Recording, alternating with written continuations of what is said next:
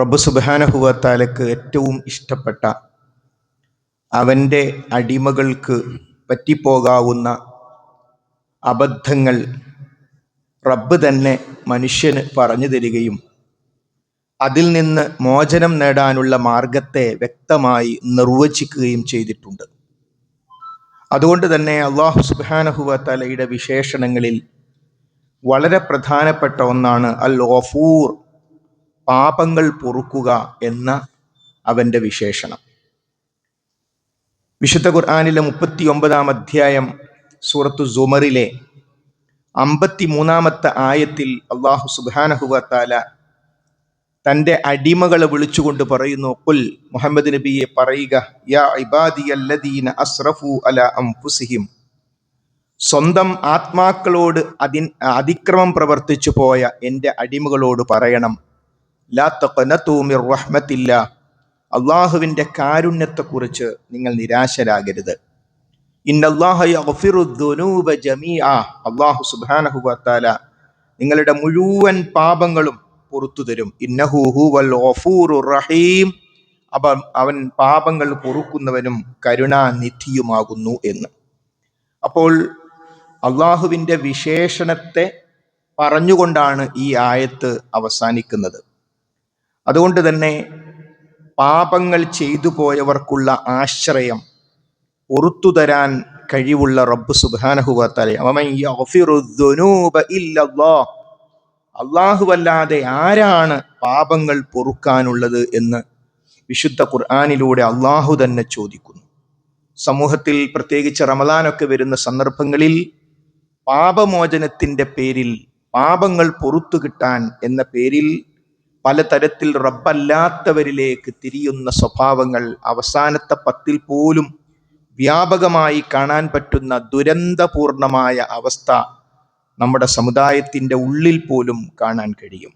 മഹാനായ നബി കരീം സല്ലല്ലാഹു അലൈഹി വസല്ലമയോട് നേരിട്ട് പാപമോചനം തേടുന്ന അവസ്ഥ പോലും അറബി ഭാഷ അറിയില്ല എന്നൊരൊറ്റ കാരണത്താൽ പല സാധാരണക്കാരും ആ വലിയ അള്ളാഹു അല്ലാത്തവരെ ആരാധിക്കുന്ന, പ്രാർത്ഥിക്കുന്ന, പൂജിക്കുന്ന അത്തരം ഗദ്യങ്ങളും പദ്യങ്ങളും അൻത ഗഫാറുൽ ഖതായ വദ്ദുനൂബിൽ മൂബിഖാത്തി, പാപങ്ങൾ പൊറുക്കുന്ന മുഹമ്മദ് നബിയെ എന്ന് റസൂലുള്ളാഹി സ്വല്ലല്ലാഹു അലൈഹി വസല്ലമയോട് ദുആ ചെയ്യുന്ന, പ്രാർത്ഥിക്കുന്ന അവസ്ഥ നമ്മുടെ സമൂഹത്തിൽ പോലും കാണാൻ പറ്റും. അതുകൊണ്ട് തന്നെ അള്ളാഹുവിൻ്റെ ഈ വിശേഷണത്തെ തള്ളിക്കളയുക, അൽ ഗഫൂർ എന്ന വിശേഷണത്തെ ഞാൻ അംഗീകരിക്കുന്നില്ല എന്ന് പറയാതെ പറയുക, അതാണ് ഇവിടെ സംഭവിക്കുന്നത്. അതുകൊണ്ട് സത്യവിശ്വാസികളായ ആളുകൾ ഈ വിശേഷണത്തെ മനസ്സിലാക്കി റബ്ബ് സുബ്ഹാനഹു വ തആലയിലേക്ക് തിരിയാൻ, അതുകൊണ്ടാണ് മഹാനായ നബി കരീം സല്ലല്ലാഹു അലൈഹി വസല്ലം പറഞ്ഞ കാര്യം ബുഖാരി റിപ്പോർട്ട് ചെയ്ത ഹദീസിൽ നമുക്ക് കാണാം. അവിടുന്ന് ഇസ്തിഗ്ഫാറിൻ്റെ പല രൂപങ്ങൾ പഠിപ്പിച്ചിട്ടുണ്ട്. നമുക്കറിയാം, നമസ്കരിച്ചു കഴിഞ്ഞാൽ ഉടനെ നമസ്കാരമാകുന്ന പാപങ്ങൾ പൊറുക്കാൻ വേണ്ടി അല്ലാഹു സുബ്ഹാനഹു വ തആല നമുക്ക് നിശ്ചയിച്ച നമസ്കാരിച്ചു കഴിഞ്ഞാൽ അസ്തഗ്ഫിറുല്ലാ എന്ന് 3 പ്രാവശ്യം പറയാൻ നബി കരീം സല്ലല്ലാഹു അലൈഹി വസല്ലം പഠിപ്പിച്ചു. അസ്തഗ്ഫിറുല്ലാ വ അതൂബു ഇലൈഹി എന്ന് ഓരോ ദിവസവും 100 പ്രാവശ്യം പറയാൻ നബി കരീം സല്ലല്ലാഹു അലൈഹി വസല്ലം പഠിപ്പിച്ചു. അവിടുന്ന് അത് പറയുകയും ചെയ്തു. അവിടുന്ന് പാപം ചെയ്യുന്ന ആളായതുകൊണ്ടല്ല, മറിച്ച് ഒരു പാപവും ചെയ്യാത്ത റസൂലുള്ളാഹി സ്വല്ലല്ലാഹു അലൈഹി വസല്ലം പോലും ഒരു പ്രാവശ്യം 100 പ്രാവശ്യം അള്ളാഹുവോട് ഇസ്തിഗ്ഫാർ തേടുന്നുണ്ടെങ്കിൽ ആ റസൂലുള്ളാഹി അല്ലാത്ത സത്യവിശ്വാസികൾ എത്രമാത്രം ആ വിഷയം ശ്രദ്ധിക്കേണ്ടതുണ്ട് എന്ന് ബുഖാരി റിപ്പോർട്ട് ചെയ്ത ഹദീസിൽ കാണാം. ഒരു പ്രാർത്ഥന, ഇസ്തിഗ്ഫാറിൻ്റെ ഒരു രൂപം, അതൊരു വ്യക്തി ഹൃദയത്തിൽ തട്ടിക്കൊണ്ട് ദൃഢവിശ്വാസത്തോടുകൂടി രാവിലെ പറഞ്ഞാൽ ആ വ്യക്തി വൈകുന്നേരം ആകുമ്പോൾ മരണപ്പെട്ടാൽ ആ വ്യക്തി സ്വർഗത്തിൽ പ്രവേശിച്ചു, അഥവാ അവൻ്റെ പാപങ്ങൾ അല്ലാഹു സുബ്ഹാനഹു വ തആല പൊറുത്തു കൊടുത്തു എന്നർത്ഥം. ഒരു സഹോദരൻ, ഒരു വ്യക്തി ഇത് വൈകുന്നേരം പറഞ്ഞു, പ്രഭാതമാകും മുമ്പ് ആ വ്യക്തി മരണപ്പെട്ടാൽ ദഖലൽ ജന്ന, വെറുതെ പറയുകയല്ല, ഹദീസിൽ പ്രത്യേകം ദൃഢബോധ്യത്തോടുകൂടി മനസ്സിൽ തട്ടി ആ പറയുന്ന കാര്യങ്ങളെ ജീവിതത്തിലേക്ക് ബന്ധിപ്പിച്ചുകൊണ്ട് ഒരു വ്യക്തി പറയുകയാണെങ്കിൽ ആ വ്യക്തി സ്വർഗത്തിൽ പ്രവേശിച്ചു. ആ ദുആക്ക് നബി കരീം സല്ലല്ലാഹു അലൈഹി വസല്ലം പഠിപ്പിച്ച പേര് സയ്യിദുൽ ഇസ്തിഗ്ഫാർ, ഇസ്തിഗ്ഫാറിന്റെ നേതാവ്. ഇസ്തിഗ്ഫാർ എന്നത് നമുക്കെല്ലാവർക്കും അറിയാം. എന്നാൽ ആ ഇസ്തിഗ്ഫാറിൽ എല്ലാ ദിവസവും രാവിലെയും വൈകുന്നേരവും അദ്കാറിന്റെ ഭാഗമായി ചെല്ലാൻ റസൂലുള്ളാഹി സ്വല്ലല്ലാഹു അലൈഹി വസല്ലം പഠിപ്പിച്ചതാണ് സയ്യിദുൽ ഇസ്തിഗ്ഫാർ. ഒരുപക്ഷേ ഈ സയ്യിദുൽ ഇസ്തിഗ്ഫാർ വിശദീകരിക്കുമ്പോൾ ഇത് അറിയാത്ത ആളുകൾക്ക് ഒരു അസാധാരണത്വം അല്ലെങ്കിൽ അല്പം അകൽച്ച തോന്നാം. പക്ഷേ ഇത് വളരെ ചെറിയ ഒരു ദുആയാണ്. നമ്മൾ വിചാരിച്ചാൽ വളരെ എളുപ്പത്തിൽ കാണാതെ പഠിക്കാവുന്നതാണ്. ഇങ്ങനൊരു ദുആ ഉണ്ടായിട്ട് നമ്മൾ ഒരു ദിവസം മരണപ്പെടുന്നു എന്ന് വിചാരിക്കുക. അന്ന് രാവിലെ നമ്മൾ നമസ്കരിച്ചിട്ടുണ്ട് എങ്കിൽ ഇങ്ങനൊരു ദുആ ഉണ്ടായിട്ട് ആ ദുആ നിർവഹിക്കാത്തതിന്റെ പേരിൽ ഈ ഒരു ആനുകൂല്യം നമുക്ക് എന്തിന് നഷ്ടപ്പെടണം? അതുകൊണ്ട് കാണാതെ പഠിച്ചേ പറ്റൂ. ഞാൻ പഠിച്ചിരിക്കും. കാണാതെ പഠിക്കുന്നത് വരെ നോക്കിച്ചെല്ലണം. ജമീൽ ആപ്പ് നമ്മൾ എപ്പോഴും പറയുന്നതാണ്. വിശുദ്ധ ഖുർആനും സ്വഹീഹായ ഹദീസിലും പെട്ട ദുആകൾ, അതുമായി ബന്ധപ്പെട്ട കാര്യങ്ങൾ മാത്രം ക്രോഡീകരിച്ച് നമുക്ക് വേണ്ടി സംവിധാനിച്ച അഹ്ലുസുന്നത്തി വൽ ജമാഅത്തിന്റെ വലിയൊരു സംരംഭമാണ്. ആരുടെ മൊബൈലും നേരെ പ്ലേ സ്റ്റോറിൽ പോയി ജമീൽ ഒരു ഗ്യാപ്പ് ആപ്പ് എന്നടിച്ചാൽ അപ്പോൾ വരും. അതിൽ നമുക്ക് കാണാം അദ്കാർ അടിച്ചാൽ വൈകുന്നേരത്തെ ദിക്റുകൾ, രാവിലത്തെ ദിക്റുകൾ. ആ വൈകുന്നേരവും രാവിലെയും നമ്മൾ ചെല്ലേണ്ട ദിക്റുകളിൽ എടുത്തു കൊടുത്ത ഒന്നാണ് സയ്യിദുൽ ഇസ്തിഗ്ഫാർ. അപ്പോൾ രാവിലെ ചെല്ലണം, വൈകുന്നേരം ചെല്ലണം. എപ്പോഴും നമുക്ക് ചെല്ലാം, പക്ഷേ രാവിലെയും വൈകുന്നേരവും ചൊല്ലണം എന്നത് നബി കരീം സല്ലല്ലാഹു അലൈഹി വസല്ലം നിർദ്ദേശിച്ചതായതുകൊണ്ട് അതിന് പ്രത്യേകം കൂലി കിട്ടും. റസൂലുള്ള പറഞ്ഞ ഒരു കാര്യം ആ സമയത്ത് ചെയ്താൽ അത് ചെല്ലുന്ന കൂലിയും കിട്ടും. നബി കരീം സല്ലല്ലാഹു അലൈഹി വസല്ലം നിർദ്ദേശിച്ച കാര്യം നമ്മൾ പ്രാവർത്തികമാക്കി എന്നതിൻ്റെ കൂലിയും കിട്ടും. ഇനി ആ സയ്യിദുൽ ഇസ്തിഗ്ഫാറിന്റെ വാചകങ്ങൾ ഞാൻ പറയുകയാണ്. നമ്മൾ പ്രത്യേകം ശ്രദ്ധിക്കുക. അതിലൊന്നും പുതിയ പദങ്ങളില്ല. നമ്മളൊക്കെ മറ്റു പല ദുആകളിലും പറയുന്ന പദങ്ങൾ തന്നെയാണുള്ളത്. അതുകൊണ്ടും ആദ്യം മനസ്സിനെ അതൊന്നും എനിക്ക് പറ്റൂല, എനിക്ക് അറബി അറിയില്ല, അതൊന്നും നമ്മൾ ചിന്തിക്കാൻ പാടില്ല. നമ്മൾ ഫാത്തിഹ ഓതുന്നില്ലേ, അതിനേക്കാൾ വലുതല്ലല്ലോ. അപ്പൊ അതുകൊണ്ട് അല്ലാഹുമ്മ, ആ ദുആന്റെ തുടക്കം തന്നെ അല്ലാഹുമ്മ അൻത റബ്ബി, അല്ലാഹുവേ നീയാണ് എൻ്റെ റബ്ബ്. നമ്മൾ സമ്മതിക്കുകയാണ്, പടച്ചോനെ എന്നെ പോറ്റുന്നത്, എന്നെ സംരക്ഷിക്കുക, എനിക്ക് വായു നൽകുന്നത്, വെള്ളം നൽകുന്നത്, എനിക്കെല്ലാം നൽകുന്നത് നീയാണ്. ഞാനിവിടെ ഉണ്ടായിരുന്നില്ല, നീയാണ് എന്നെ ഇവിടെ സൃഷ്ടിച്ചു വിട്ട് ആ മാതാവിൻ്റെ മുലപ്പാൽ എനിക്ക് നൽകിയത് നീയാണ്. ഇവിടെ എല്ലാം എനിക്ക് നീ നൽകിയത് നീയാണ്. എന്നെ പോറ്റുന്നത്, വളർത്തുന്നത് നീയാണ്. അല്ലാഹുമ്മ അൻത റബ്ബി, അല്ലാഹുവേ നീയാണ് എൻ്റെ റബ്ബ്. ലാ ഇലാഹ ഇല്ല അൻത, നീ അല്ലാതെ ഒരാരാധ്യനില്ല. റബ്ബായ നിന്നെ അല്ലാതെ ഞാൻ ഒരാളെ ആരാധിക്കൂല പടച്ചോനെ. വളരെ കൃത്യം. അത് ന്യായമായ ഒരു കാര്യമാണ്. ആരെയാണ് ആരാധിക്കേണ്ടത്? സൃഷ്ടിച്ചവനെയാണ് ആരാധിക്കേണ്ടത്, സംരക്ഷിക്കുന്നവനാണ് വായുവിനെ സൃഷ്ടിച്ചവനോടല്ലേ വായുവില്ലെങ്കിൽ പ്രാർത്ഥിക്കേണ്ടത്? വെള്ളത്തിന്റെ സൃഷ്ടാവിനോടല്ലേ വരൾച്ച വന്നാൽ പ്രാർത്ഥിക്കേണ്ടത്? ജീവൻ നൽകുകയും മരിപ്പിക്കുകയും ചെയ്യുന്നവനോടല്ലേ നമ്മൾ അതുമായി ബന്ധപ്പെട്ട വിഷയങ്ങൾക്ക് പ്രാർത്ഥിക്കേണ്ടത്? അപ്പോൾ അല്ലാഹുമ്മ അൻത റബ്ബി, അല്ലാഹുവേ നീയാണ് എൻ്റെ റബ്ബ്. ലാ ഇലാഹ ഇല്ല അൻത, നീയല്ലാതെ ആരാധ്യനില്ല. ഖലഖ്തനീ, നീയാണ് എന്നെ സൃഷ്ടിച്ചത്. വ അന അബ്ദുക, ഞാൻ നിന്റെ അടിമയാണ് പടച്ചോനെ. വ അന അബ്ദുക, ഞാൻ നിന്റെ അടിമയാണ്. വ അന അലാ അഹ്ദിക വ വഅദിക മസ്തതഅതു, ഞാൻ നീയുമായുള്ള കരാറിലാണ്, വാഗ്ദത്തത്തിലാണ്. മസ്തതഅതു, പടച്ചോനെ എന്നെ കൊണ്ട് കഴിയുന്നത് പോലെ ഞാനത് നിർവഹിക്കുന്നുണ്ട്.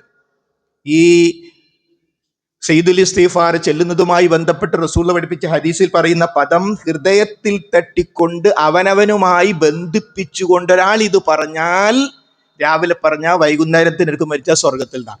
ഇവിടെ ഒരാൾക്ക് പറയാൻ പറ്റുമോ? ഞാൻ പടച്ചവനുമായിട്ടുള്ള കരാറിലാണ്, നമുക്ക് എല്ലാവർക്കും അറിയാം, കരാറിലാണ്, വാഗ്ദത്തത്തില് എന്നെ കൊണ്ട് കഴിയുന്നത് പോലെ ഞാനത് നിർവഹിക്കുന്നുണ്ട് എന്ന് ആർക്കേ പറയാൻ പറ്റുള്ളൂ? അത് നിർവഹിക്കുന്ന ആൾക്കേ പറയാൻ പറ്റുള്ളൂ. അല്ലെങ്കിൽ ഈ ദുആ അദ്ദേഹത്തെ മാറ്റും. എനിക്ക് ഈ സയ്യിദുൽ ഇസ്തിഗ്ഫാർ ശരിക്കും പറയാൻ പറ്റുന്നില്ല. കാരണം ഞാൻ ഇപ്പോഴും അനാവശ്യമായിട്ട് മറ്റൊരാളുടെ സ്വത്ത് തിന്നുകൊണ്ടിരിക്കുകയാണ്. അത് എൻ്റെതല്ല എന്ന് എനിക്ക് തന്നെ അറിയാം. ഈ സയ്യിദുൽ ഇസ്തിഗ്ഫാർ അവിടെ നിർത്തിയിട്ട് അയാൾ ആ ഹറാമിന്റെ ഭാഗമായിട്ട് ഒഴിവാക്കും. ഞാൻ ഇന്നൊരാൾക്ക് ഇത്ര പണം കൊടുക്കാറുണ്ട്, ഞാൻ ചെയ്യേണ്ട ഇബാദത്തുകളിൽ വലിയ വീഴ്ചയാണ് ഞാൻ വരുത്തിക്കൊണ്ടിരിക്കും. ഇങ്ങനെ മസ്തത്തു എന്നെ കൊണ്ട് കഴിയുന്നത് പോലെ ഞാൻ ചെയ്യുന്നുണ്ട് എന്ന് എനിക്ക് പറയാൻ പറ്റില്ല. അതാ നമ്മുടെ ജീവിതവുമായി ഈ ദുആനെ ബന്ധപ്പെടുത്തണമെന്ന് മഹാനായ നബി കരീം സല്ലല്ലാഹു അലൈഹി വസല്ലം പ്രത്യേകം പറഞ്ഞു. അപ്പോൾ അല്ലാഹുമ്മ അൻത റബ്ബി ലാ ഇലാഹ ഇല്ല അൻത ഖലഖ്തനി വ അന അബ്ദുക വഅൻ അലാ അഹ്ദിക വവഅദിക മസ്തതഅതു. വീണ്ടും പറയുന്നു അഊദു ബിക മിൻ ശർരി മാ സനൗതു. എനിക്ക് സംഭവിച്ചു പോയ അഊദു ബിക, ഞാൻ നിന്നോട് കാവല് തേടുന്നു, മിൻ ശർരി മാ സനൗതു, എൻ്റെ അടുത്ത് വന്നു പോയിട്ടുള്ള തെറ്റിൽ നിന്ന്, തിന്മകളിൽ നിന്ന്, ഞാൻ ചെയ്ത മുഴുവൻ തിന്മകളിൽ നിന്നും അല്ലാഹുവേ ഞാൻ നിന്നോട് കാവല് തേടുന്നു. അഊദു ബിക മിൻ ശർരി മാ സനൗതു, എൻ്റെ അടുത്ത് വന്നുപോയ മുഴുവൻ തിന്മകളിൽ നിന്നും ഞാൻ നിന്നോട് കാവല് തേടുന്നു. അബൂഉ ലക ബിനിഅമതിക അലയ്യ, എനിക്ക് നീ ചെയ്തെന്ന എല്ലാ നിയമത്തും ഞാനിതാ സമ്മതിക്കുന്നു. എനിക്ക് ധാരാളം നിയമത്ത് പടച്ചോനെ നീ ഞാനിതാ സമ്മതിക്കുന്നു. അബൂഉ ലക ബിനിഅമതിക അലയ്യ വഅബൂഉ ബിദംബി, എൻ്റെ അടുത്ത് വന്നുപോയ പാപങ്ങളും പടച്ചോനെ ഞാനിതാ സമ്മതിക്കുന്നു.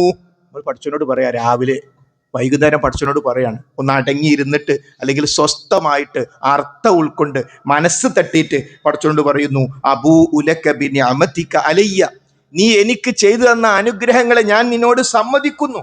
വഅബൂഉ ബിദംബി, എൻ്റെ അടുത്ത് വന്നുപോയ പാപങ്ങളും ഞാൻ നിന്നോട് സമ്മതിക്കുന്നു. ഇതിലൊന്നും പ്രാർത്ഥന അല്ല സഹോദരങ്ങളെ. ഇത്രയും നമ്മൾ പറഞ്ഞെടുത്ത് എന്ത് പ്രാർത്ഥന ഉള്ളത്? അല്ലാഹുമ്മ അൻത റബ്ബി ലാ ഇലാഹ ഇല്ലാ അൻത ഖലഖതനി വഅന അബ്ദുക വഅന അലാ അഹ്ദിക വവഅദിക മസ്തതഅതു അഊദു ബിക മിൻ ശർരി മാ സനൗതു അബൂഉ ലക ബിനിഅമതിക അലയ്യ വഅബൂഉ ബിദംബി. ഇതിലൊന്നും പ്രാർത്ഥന അല്ല. എന്താ പിന്നെ പ്രാർത്ഥന? ഫഗ്ഫിർലി, ഒക്കെ സംഭവിച്ചു. അല്ലാഹുവേ ഞാൻ നിന്റെ അടിമയാണ്, നീയല്ലാതെ യാതൊരു രക്ഷിതാവുമില്ല, നീയാണ് എന്നെ സൃഷ്ടിച്ചത്, ഞാൻ നീയുമായുള്ള കരാറിലാണ്, വാഗ്ദത്തത്തിലാണ്, അത് എന്നെ കൊണ്ട് കഴിയുന്നത് പോലെ ഞാൻ നിർവഹിക്കുന്നുണ്ട്. എനിക്ക് വന്നുപോയ പാപങ്ങൾ നിന്നോടാണ് പശ്ചാത്തപിക്കുന്നത്, എനിക്ക് ചെയ്തു തന്ന അനുഗ്രഹങ്ങളെ ഞാൻ നിന്നോട് സമ്മതിക്കുന്നു, അതേപോലെ തന്നെ എൻ്റെ പാപങ്ങളും ഞാൻ നിന്നോട് സമ്മതിക്കുന്നു. ഫഗ്ഫിർലി, അതിനാൽ നീ എന്നോട് പൊറുക്കേണമേ. ഫഇന്നഹു ലാ യഗ്ഫിറു ദുനൂബ ഇല്ലാ അൻ, കാരണം നീയല്ലാതെ പാപങ്ങൾ പൊറുക്കാൻ ആരുമില്ല.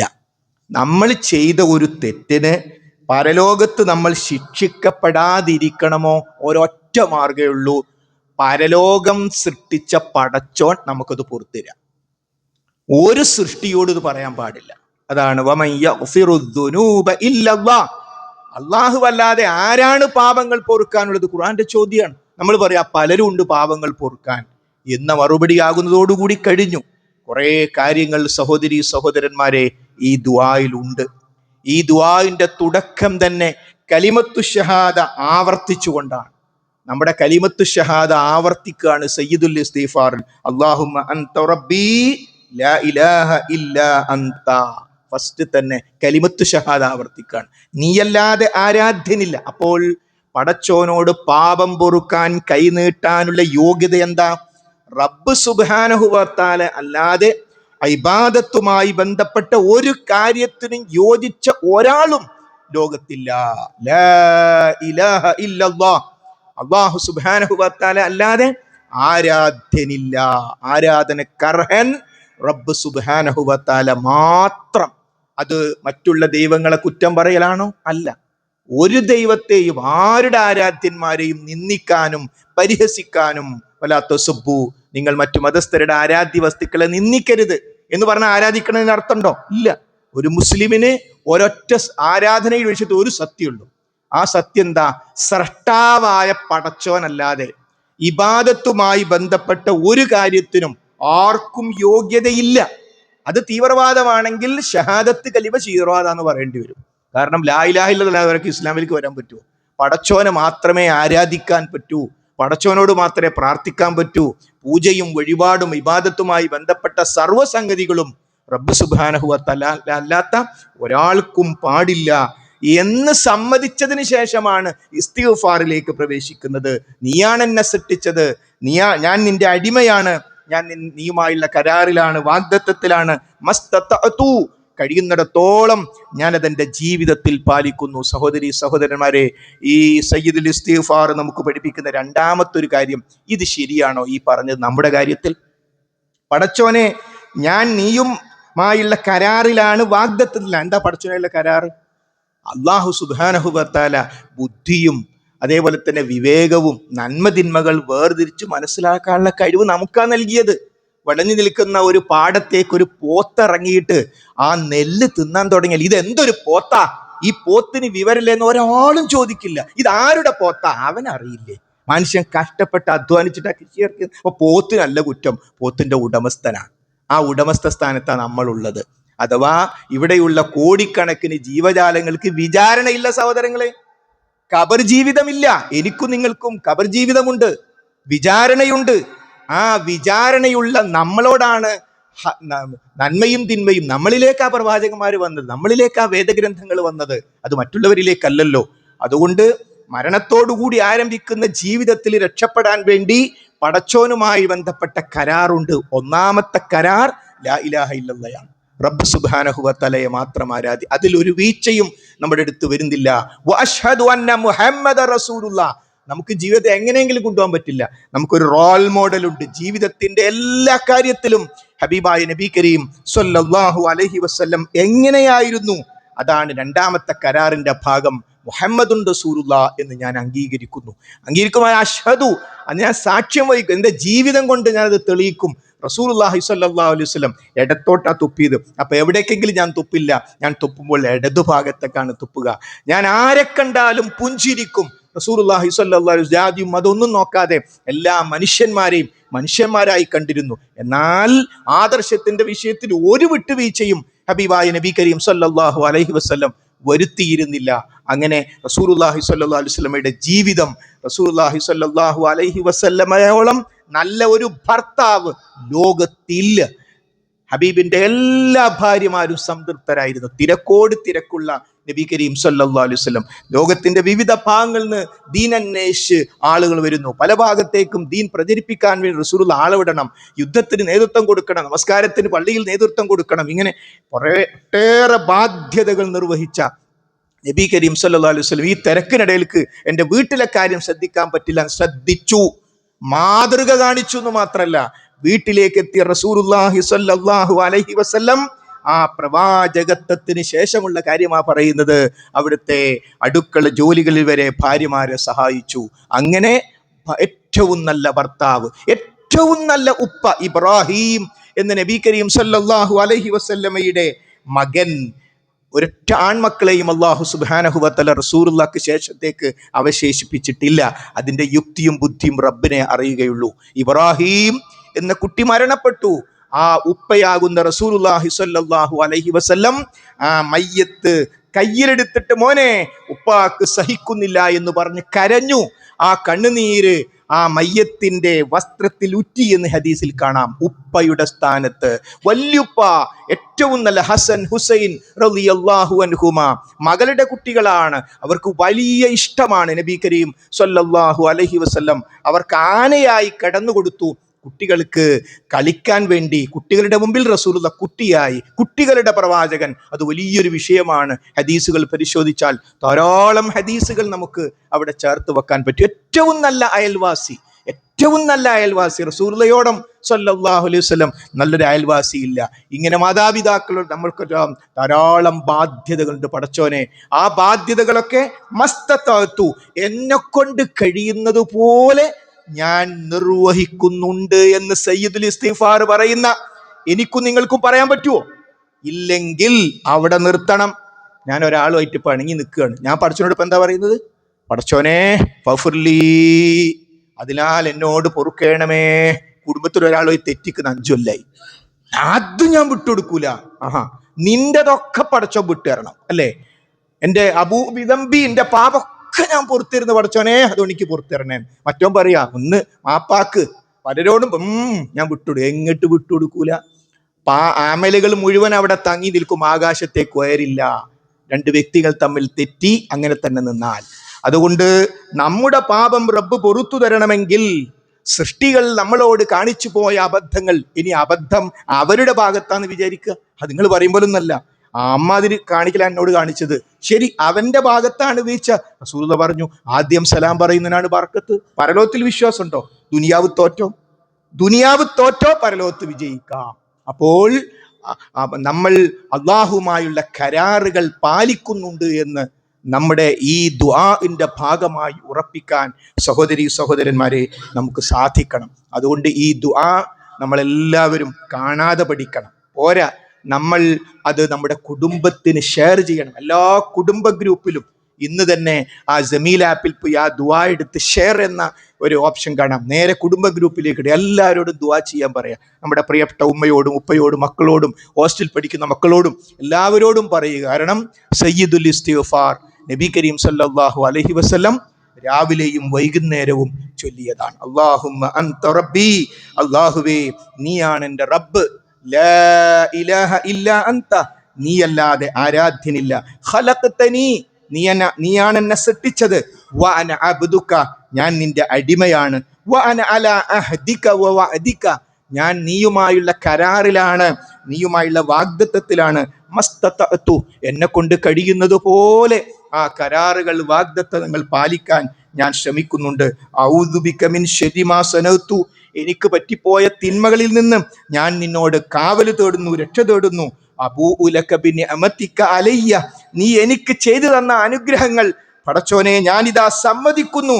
വ അബൂഉ ബിദംബി, എൻ്റെ പാപങ്ങളും പടച്ചവനെ ഞാനിതാ സമ്മതിക്കുന്നു. ഫഗ്ഫിർലി, അതിനാൽ എന്നോട് പൊറുക്കേണമേ. ഫഇന്നഹു ലാ യഗ്ഫിറു ദുനൂബ ഇല്ലാ അൻത, നീയല്ലാതെ പാപങ്ങൾ പൊറുക്കാനായി ആരുമില്ല. അതുകൊണ്ട് സഹോദരി സഹോദരന്മാരെ, നമ്മളൊക്കെ കുറെ കാലം ഇത് ചൊല്ലാതെ കഴിഞ്ഞു പോയി എങ്കിൽ ഇനി നമ്മൾ ഇത് പ്രാവർത്തികമാക്കുക. ഇത് കേവലം വാചകങ്ങളല്ല. ഈ ദിക്ർ, ഇതിൻ്റെ അർത്ഥവും കൂടി നമ്മൾ മനസ്സിലാക്കിയാൽ നമ്മുടെ ജീവിതവുമായി നേരിട്ട് ബന്ധപ്പെട്ടത് ചിലപ്പോൾ നമുക്ക് തോന്നും അത് അവിടെ നിൽക്കട്ടെ, ബാക്കി ചെല്ലാൻ എനിക്ക് അർഹതല്ല, കാരണം ഞാൻ പലതരത്തിലും പടച്ചവനുള്ള കരാറ് ലംഘിച്ച മനുഷ്യനാണ്. നമുക്ക് തോന്നും എനിക്കൊരു ഭാര്യയുണ്ട്, പക്ഷേ ഞാനൊരു പരസ്ത്രീ ബന്ധത്തിൽ ഏർപ്പെട്ടു പോയി. എനിക്കൊരു ഭർത്താവുണ്ട്, പക്ഷേ ഞാൻ പരപുരുഷ ബന്ധത്തിൽ ഏർപ്പെട്ടു പോയി. ഒരു കാര്യമില്ലാതെ ഞാൻ പലിശമലപ്പം ജീവിക്കുന്നത്. എത്രയാ സക്കാത്ത് കൊടുക്കാൻ എനിക്ക് അറിയുക പോലുമില്ല. സ്വർണത്തിന്റെ സക്കാത്തിനെ കുറിച്ച് ചിന്തിച്ചിട്ട് പോലുമില്ല. പിന്നെ എങ്ങനെയാ സഹോദരങ്ങളെ മസ്തതഅതു, എന്നെ കൊണ്ട് കഴിയുന്നത് പോലെ നീയുമായുള്ള കരാറുകൾ ഞാൻ പാലിക്കുന്നുണ്ട് എന്ന് എങ്ങനെയാ സഹോദരങ്ങളെ സഹോദരിമാരെ പറയാൻ പറ്റുക? അതുകൊണ്ട് ഈ ദിക്ർ റസൂലുള്ളാഹി സ്വല്ലല്ലാഹു അലൈഹി വസല്ലം പറഞ്ഞ, ബുഖാരി റിപ്പോർട്ട് ചെയ്ത ഹദീസിൽ പറഞ്ഞതുപോലെ ദൃഢബോധ്യത്തോടുകൂടി സ്വന്തം ജീവിതവുമായി ബന്ധിപ്പിച്ച് നമ്മൾ ഇന്ന് അസറിന് ശേഷം മുതൽ ചെല്ലാൻ തുടങ്ങുക. അത് ചെല്ലുമ്പോൾ നമുക്ക് ചില തിരിച്ചറിവുകൾ, അതിൻ്റെ അർത്ഥവും കൂടി മനസ്സിലാക്കുമ്പോൾ ലഭ്യമാകും. അല്ലാഹു സുബ്ഹാനഹു വ തആല അവനിലേക്ക് പശ്ചാത്തപിച്ച് മടങ്ങുന്ന അവൻ്റെ യഥാർത്ഥ അടിമകളിൽ ഉൾപ്പെടുത്തി നമ്മെ ഏവരെയും അനുഗ്രഹിക്കുമാറാകട്ടെ.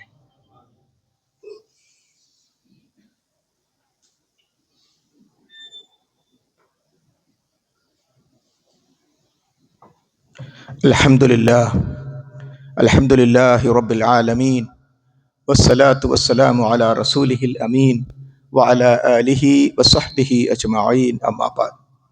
ഒരിക്കൽ കൂടി റബ്ബ് സുബ്ഹാനഹു വ തആലയുടെ നിയമനിർദ്ദേശങ്ങൾ ശ്രദ്ധിക്കണം, സൂക്ഷിക്കണമെന്ന് ഓർമ്മപ്പെടുത്തുകയാണ്. സഹോദരി സഹോദരന്മാരെ, മഹാനായ നബി കരീം സല്ലല്ലാഹു അലൈഹി വസല്ലമയുടെ ജീവിതം എല്ലാ അർത്ഥത്തിലും പ്രായോഗികമാണ് നമ്മുടെ ജീവിതത്തിലേക്ക് കൊണ്ടുവരാൻ. ഒന്നും അടുത്തിരിക്കുക, സഫൊന്ന് അടുത്തി, കുറേ ഒഴിവുകൾ കാണുന്നു സഫിൻ്റെ ഇടക്ക്. ജുമുഅ എന്ന് പറയുന്നത് വളരെ വളരെ പ്രധാനമാണ്. മലക്കുകളുടെ സാന്നിധ്യം ലഭ്യമാകുന്ന, അവർ നമുക്ക് വേണ്ടി പ്രാർത്ഥിക്കുന്നതായതുകൊണ്ട് തന്നെ നാം അതിനെ ശരിക്കു പരിഗണിച്ച് ഈ ജുമുഅ സ്വീകരിക്കപ്പെടാൻ അള്ളാഹു നമ്മിൽ നിന്നും ഈ ഇബാദത്ത് സ്വീകരിക്കുമാറാകട്ടെ. റസൂലുള്ളാഹി സ്വല്ലല്ലാഹു അലൈഹി വസല്ലമയുടെ ജീവിതം നമ്മുടെ ജീവിതത്തിലേക്ക് പ്രാവർത്തികമാക്കാൻ 100% സാധ്യമാണ്.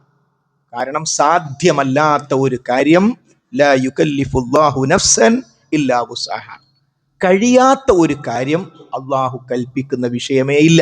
ചില ആളുകൾ പറയും, നിങ്ങളെ പറയുന്നത് പോലൊന്നും അങ്ങോട്ട് ജീവിക്കാൻ പറ്റൂല, അങ്ങനൊന്നും അങ്ങോട്ട് കഴിയില്ല. തെറ്റാണ് പറഞ്ഞത്, കളവാണ് പറഞ്ഞത്. നമുക്ക് സാധ്യമല്ലാത്തൊരു കാര്യം അള്ളാഹു അങ്ങനെ പറയുന്നുണ്ടെങ്കിൽ നമ്മൾ ചെയ്യേണ്ടതില്ലാത്ത വേറെ കുറെ ഭാരം നമ്മൾ ഏറ്റെടുത്തിട്ടുണ്ടാകും. ആവശ്യമില്ലാത്ത ഭാരങ്ങളും ആവശ്യമില്ലാത്ത കാര്യങ്ങളും ജീവിതത്തിലേക്ക് കൊണ്ടുവരുമ്പോൾ അത്യാവശ്യമുള്ള കാര്യങ്ങൾ അകന്നു പോകുന്നുണ്ടാകും. അതുകൊണ്ടാകാം അങ്ങനെ പറയുന്നത്. അതുകൊണ്ട് തന്നെ ഇസ്ലാം പ്രായോഗികമാണ് എന്ന കൃത്യമായ ബോധ്യം നമുക്കുണ്ടാകണം. മഹാനായ നബി കരീം സല്ലല്ലാഹു അലൈഹി വസല്ലമയുടെ ഒരൊറ്റ ദിവസത്തെ ജീവിതം, ഇഷ്ടം പോലെ ലേഖനങ്ങൾ നമുക്ക് കാണാം, വലിയ വലിയ പണ്ഡിതന്മാരുടെ മണിക്കൂറുകൾ നീണ്ടു നിൽക്കുന്ന പ്രഭാഷണങ്ങൾ നമുക്ക് കാണാം. റസൂലുള്ളാഹി സ്വല്ലല്ലാഹു അലൈഹി വസല്ലമയുടെ ഒരു ദിവസത്തെ ജീവിതം. ആ ജീവിതം എടുത്താൽ നമുക്ക് കിട്ടുന്ന ഏറ്റവും വലിയ സന്ദേശം ടൈം മാനേജ്മെന്റാണ്. സമയത്തെ ക്രമീകരിക്കുന്ന കാര്യത്തിൽ നബി കരീം സ്വല്ലല്ലാഹു അലൈഹി വസല്ലം കാണിച്ച ഏറ്റവും ഉന്നതമായ മാതൃക നോക്കൂ. നബി കരീം സ്വല്ലല്ലാഹു അലൈഹി വസല്ലം അവിടുത്തേക്ക് രാത്രി നമസ്കാരം നിർബന്ധമാണ്. എനിക്കും നിങ്ങൾക്കും സുന്നത്ത് നമസ്കാരങ്ങളിൽ ഏറ്റവും മുമ്പിലുള്ളതാണ് രാത്രി നമസ്കാരം. എന്നാൽ റസൂലുള്ളാഹിക്ക് നമ്മുടെ ഈ ജുമഅ പോലെ ഇന്നത്തെ അസർ പോലെ നിർബന്ധമാണ് രാത്രി നമസ്കാരം, നമുക്ക് സുന്നത്താണ്. ഈ രാത്രി നമസ്കാരം നബി കരീം സല്ലല്ലാഹു അലൈഹി വസല്ലം നിത്യമായി നിർവഹിച്ചു. അപ്പൊ നമ്മൾ ചിന്തിക്കുകയാണ്, എനിക്കങ്ങനെ കഴിയുമോ? എൻ്റെ പ്രവാചകൻ, ഞാൻ ആരുടെ പേരിലാണോ ഷഹാദത്ത് പറയുന്നത്, ആ റസൂലുള്ളാഹി സ്വല്ലല്ലാഹു അലൈഹി വസല്ലം സുബഹിക്ക് മുമ്പ് എഴുന്നേറ്റിരുന്നു. സഹോദരീ സഹോദരന്മാരെ, ആഗ്രഹിച്ചുകൂടെ? ഒന്ന് പ്രാർത്ഥിച്ചുകൂടെ? നമ്മുടെ റസൂലുള്ളാഹി സ്വല്ലല്ലാഹു അലൈഹി വസല്ലമ ആയതുപോലെ എനിക്കാകാൻ ശ്രമിക്കണം. നമ്മൾ അങ്ങനെ പ്രാവർത്തികമാക്കുന്നില്ലേ? റമദാൻ വരുമ്പോൾ രാത്രി ദീർഘനേരം തറാവീഹ് നമസ്കാരം കഴിഞ്ഞ് പിന്നീട് പല നന്മകളിലും ഏർപ്പെട്ട് 11:30 മണിക്കും 12:30 മണിക്കും എഴുന്നേൽക്കുന്ന ഞാനും നിങ്ങളും വീണ്ടും 4 മണിക്ക് അത്താഴത്തിന് എഴുന്നേറ്റിട്ടില്ലേ? നമ്മൾ തന്നെയല്ലേ അത്? അപ്പോൾ നമ്മുടെ മൈൻഡ് സെറ്റപ്പ് ശരിയായോ എന്നതാണ് പ്രശ്നം. അപ്പോൾ സുബഹിക്ക് മുമ്പ് എഴുന്നേൽക്കുക. ഒരിക്കലും ഞാൻ തഹജ്ജുദ് നിർബന്ധമാക്കുകയല്ല. ഖുത്ബയിൽ ഒരു ചാൻസ് കിട്ടിയപ്പോൾ തഹജ്ജുദ് നിർബന്ധമാകുന്നു, അല്ല, തഹജ്ജുദ് നിർബന്ധമല്ല. പക്ഷേ ഒരു സത്യവിശ്വാസി സ്വർഗത്തിൽ പോകുന്ന ആളുകളുടെ പ്രത്യേകത പറഞ്ഞെടുത്ത് വിശുദ്ധ ഖുർആനിൽ പലയിടത്തും രാത്രി നമസ്കാരം എടുത്തു പറയുന്നു. അടുത്തത് നബി കരീം സല്ലല്ലാഹു അലൈഹി വസല്ലം പറഞ്ഞു, മൻ സ്വല്ലാ സ്വലാത്ത സുബ്ഹ് ഫഹുവ ഫീ ദിമ്മത്തില്ലാ. ആരെങ്കിലും സുബ്ഹ് നമസ്കരിച്ചാൽ അവൻ അല്ലാഹുവിന്റെ സംരക്ഷണത്തിലാണ്. അപ്പോൾ റസൂലുള്ളാഹി സ്വല്ലല്ലാഹു അലൈഹി വസല്ലം ജമാഅത്തായിട്ടല്ലാതെ രോഗം വന്ന സന്ദർഭത്തിൽ പള്ളിയിലേക്ക് വരാൻ പറ്റാത്ത നിലയിൽ അവശനായപ്പോൾ സ്വഹാബത്ത് കാത്തിരുന്നു. അവരിങ്ങനെ ഒരു ശബ്ദം കാത്ത്, റസൂലിന് വരുന്നില്ല. അവസാനം അബൂബക്കർ സിദ്ദീഖ് റളിയല്ലാഹു അൻഹു നമസ്കാരത്തിന് നേതൃത്വം നൽകി. അങ്ങനെ ഒറ്റപ്പെട്ട സന്ദർഭത്തിലെ പള്ളിയിൽ എത്താതിരുന്നിട്ടുള്ളൂ. എങ്കിൽ ബൈക്കുള്ള നമ്മൾ, കാറുള്ള നമ്മൾ, ആരോഗ്യമുള്ള നമ്മൾ, സുബഹിക്ക് എല്ലാ പള്ളിയിലും ഇന്ന് ജമാഅത്ത് നടന്നിട്ടുണ്ട്. നമ്മളെ നാട്ടിലെ പള്ളിയിലും നടന്നിട്ടുണ്ട്. ആ പോയ ആൾക്കാരൊക്കെ വിഡ്ഢികളാ? എന്ത് മനുഷ്യന്മാര്! രാവിലെ സുഖമായിട്ട് പുതപ്പും പൊതിച്ച് ഈ തണുപ്പത്ത് കിടന്നുറങ്ങുന്നൊക്കെ ഒഴിവാക്കിയിട്ട് പോയ വിഡ്ഢികളാണോ അവർ? അല്ല, അവർ ബുദ്ധിമാന്മാരാണ്. മൻ സ്വല്ലാ സ്വലാത്ത സുബ്ഹ് ഫഹുവ ഫീ ദിമ്മത്തില്ലാ. ആരെങ്കിലും സുബ്ഹ് നമസ്കരിച്ചാൽ അവർ അള്ളാഹുവിന്റെ സംരക്ഷണത്തിലാണ് എന്ന കാര്യം മനസ്സിലാക്കുന്ന ദീർഘദൃഷ്ടിയുള്ളവരാണ് സത്യവിശ്വാസികളായ ആളുകൾ.